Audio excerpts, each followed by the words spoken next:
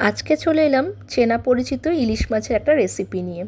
বর্ষার ইলিশ বুঝতেই পারছো, ইলিশ মাছ দিয়ে এখন বিভিন্ন রান্না হবে। তো আজকে খুব চেনা পরিচিত রেসিপি, যেটা তোমরা অনেকেই হয়তো খেয়েছো, ইলিশ মাছের তেল ঝোল।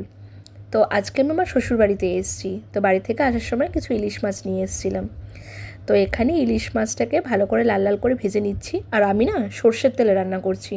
তোমরা কিন্তু চেষ্টা করো সর্ষের তেলেই করার, কারণ ইলিশ মাছটা সর্ষের তেল ছাড়া ভালো লাগে না। আর এখানে খুব লাইট আমি রান্নাটা করছি, কড়াইতে তেল দিয়ে মাছটা ভেজে তুলে রেখেছি। আর ওই তেলেই কালো জিরে, কাঁচা লঙ্কা ফোড়ন দিয়েছি। আর আলু বেগুন দিয়ে আমি ঝোলটা করছি। তো আলু বেগুন কেটে এখানে লাল লাল করে ভেজে নেব। আলু বেগুনটা দেখছি ভালোভাবেই ভাজা হয়ে গেছে। আমি এর মধ্যে জল দিয়ে দেবো আর পরিমাণ মতো হলুদ দিয়ে দেবো। তোমরা যদি মনে করো হলুদের পরিমাণটা কেউ কম রাখবে, তাহলে পরে আর অ্যাড করতে হবে না, আমি পরে এখানে অল্প অ্যাড করেছি। তা ঝোলটা ভালো ফুটে এলে আর আলু বেগুনটা সেদ্ধ হয়ে গেলে মাছটা এখানে দিয়ে নাড়াচাড়া করে নেব। ব্যাস হয়ে গেল চটপটে রেডি ইলিশের তেল ঝোল। কেমন হলো অবশ্যই কিন্তু জানিও। আর তোমরাও কিন্তু বর্ষাকালের রেসিপিটা মিস করো না।